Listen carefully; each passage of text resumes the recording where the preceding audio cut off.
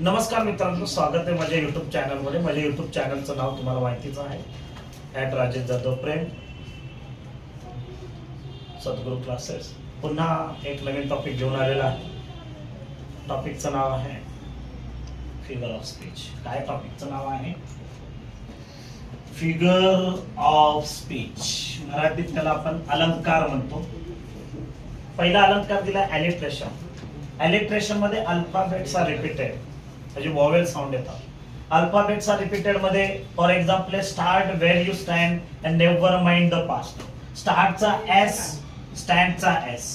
म्हणजे इथे अल्फाबेट्स काय झालं, रिपीट झालेत, म्हणून त्याला काय म्हणायचं, ॲलिट्रेशन म्हणायचं. एस एस अल्फाबेट्स आलेले म्हणून ॲलिट्रेशन. त्यालाच हा हेड, तर त्याला एक टेल दिलेला आहे, रिपीटेशन.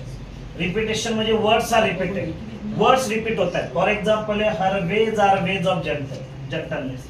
हर वेज, इथं वेज दिला, इथं वेज दिलाय, डायरेक्ट वर्ड्स रिपीट झालाय म्हणून वर्ड्स रिपीट होत आहेत, त्याला काय म्हणायचं, रिपीटेशन म्हणायचं. इथे दिसतेच तुम्हाला. व्हिडिओ पॉज करा, थांबवा वाटलंच तर व्हिडिओ पॉज करून तुम्ही काय करा, ते नोट करा. पुन्हा एकदा पुढे जातोय. इन्व्हर्जन आहे. इन्व्हर्जन मध्ये वाक्याची ऑर्डर तुमची करेक्ट नसते, नॉट करेक्ट ऑर्डर.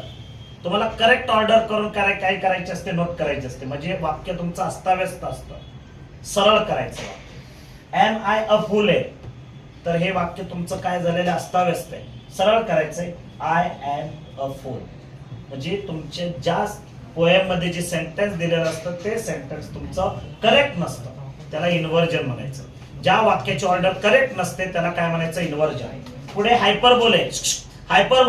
हायपरबोलला इथं ओव्हर स्टेटमेंट. काय येतं, ओव्हर स्टेटमेंट. समजतंय ना बाळांनो? समजतंय बाळांनो? आय थिंक समजत असेल. हायपरबोले ओव्हर स्टेटमेंट. एक आपण जास्तीचं बोलतो, एक एक्झारेटेड सेंटेन्स असतं. एक्झारेटेड म्हणजे खूप बोलतो आपण की I have told you the same thing 10,000 times before.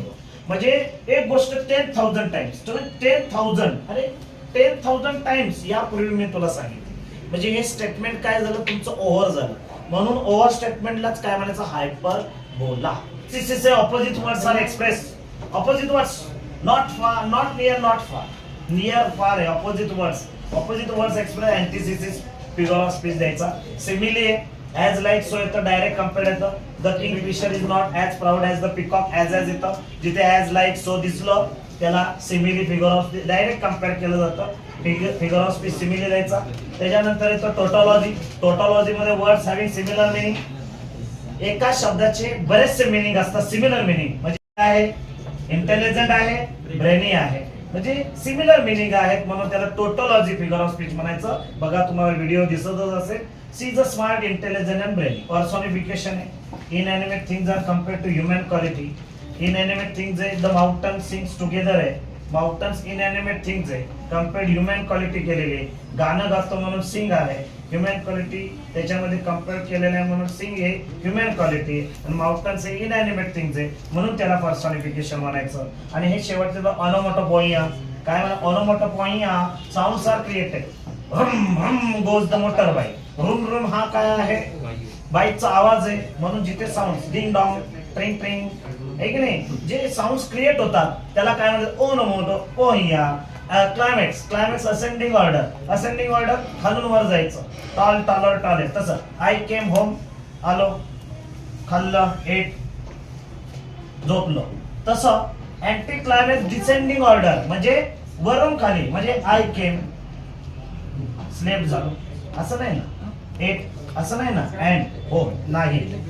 Ascending order आणि डिसेंडिंग ऑर्डर. क्लायमॅक्सला असेंडिंग ऑर्डर, अँटी क्लायमॅक्सला डिसेंडिंग ऑर्डर. असे तुमचे फिगर ऑफ स्पीच पुन्हा एकदा पाहून घ्या. पहा, इथे पाहून घ्या, मी तुम्हाला दाखवतो. तुमचा व्हिडिओ पॉज करा, थांबवा.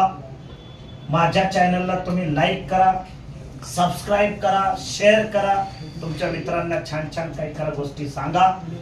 या माझ्या चॅनलवर तुम्ही व्हिजिट द्या. धन्यवाद. फार आभारी आहे.